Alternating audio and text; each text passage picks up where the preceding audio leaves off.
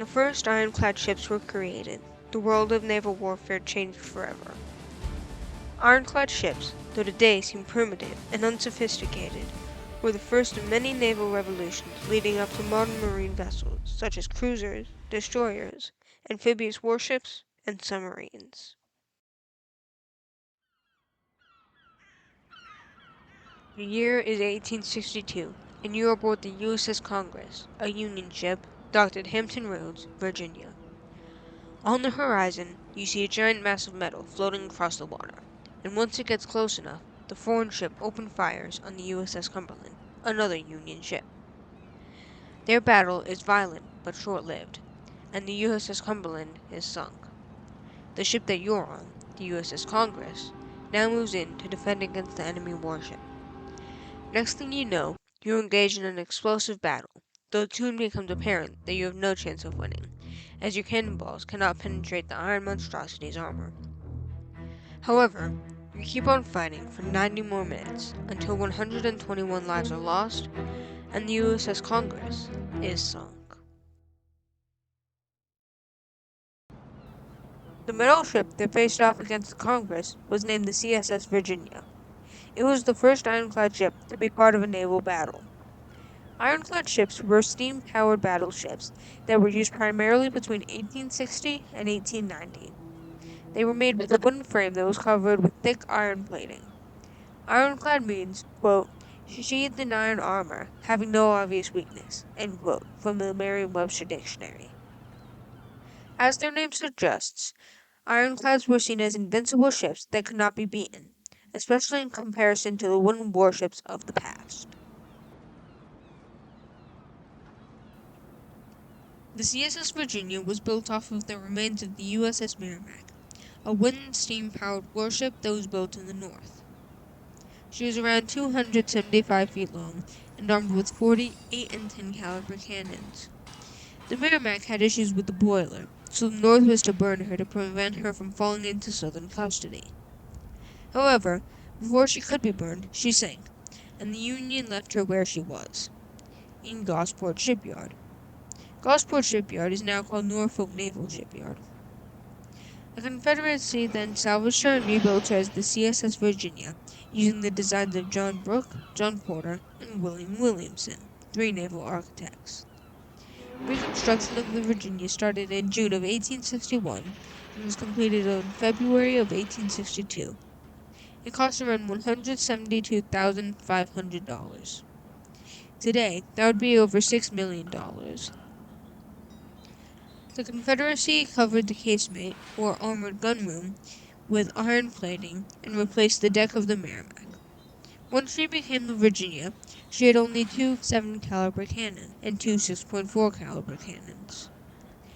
They added a 1,500-pound iron ram that was about 2 feet long and 2 feet below the surface of the water for in case of close combat. When the Union found out about the Virginia, they decided to create their own ironclad ship to battle her. The USS Monitor was the first Union ironclad. Construction started in October of 1861 and concluded in January of 1862. The construction was rushed because President Lincoln wanted to be prepared for the impending threat of attack. Senator Wells commissioned John Erickson, a naval architect, to design the Monitor and her sister ships, the USS Galena and the USS New Ironsides. The Monitor was chosen because it was a much sturdier ship, and because it had a heavily armored revolving turret at the top. The turret was where they sheltered the only 2 guns on the ship, 2 11-inch Dahlgren smoothbore cannons. The turret was designed to defend the cannons so that the Virginia could not disable their only weapons. It had 8 1-inch layers of iron plates to protect it. The turret was designed to focus on the target and spin when it moved, though during the battle with the Virginia, it started to malfunction, so they could not keep on turning it on and off again.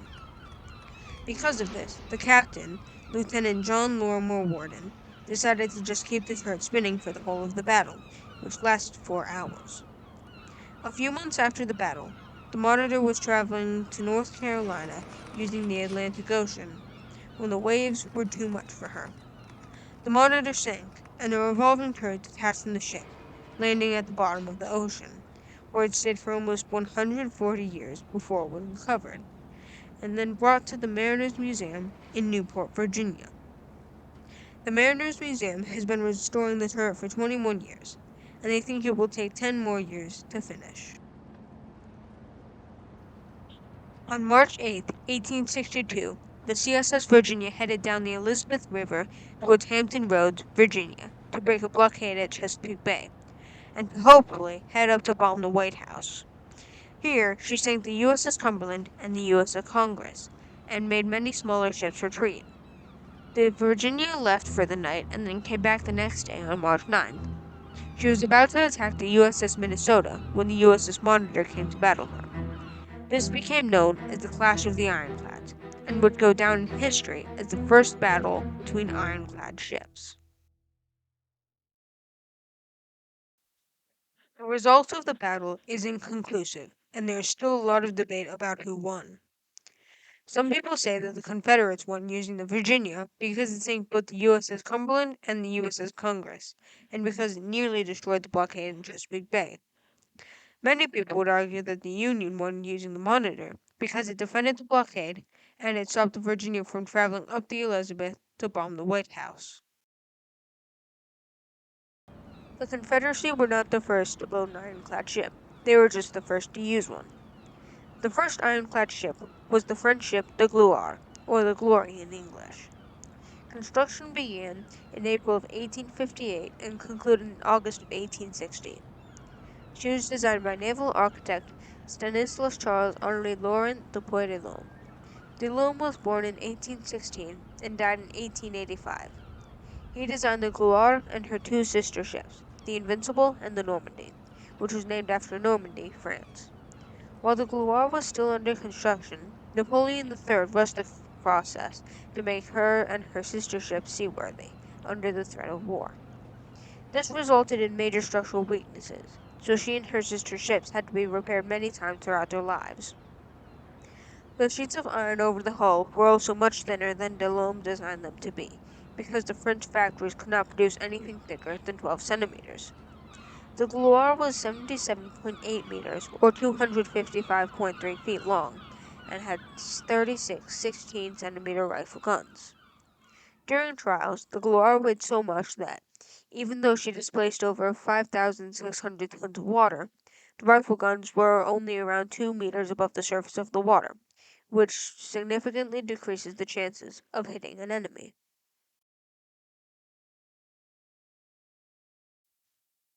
The creation of ironclads was a very important turning point in naval warfare.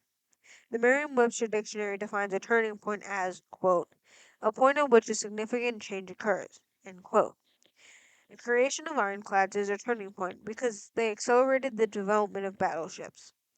During the 30 years that ironclads were used, we learned a lot about how to design ships, including how to make them buoyant while carrying more weight than before, and how to make them more efficient in battle. Before ironclads, even the best warships were wooden, meaning that they were much easier to sink and burn. Ironclads changed battles from mostly brute force and guesswork to a very strategic event that required a lot of planning. Nowadays, we have much better ships, including cruisers, destroyers, amphibious warships, and submarines, though none of these would be possible without the ironclad ship.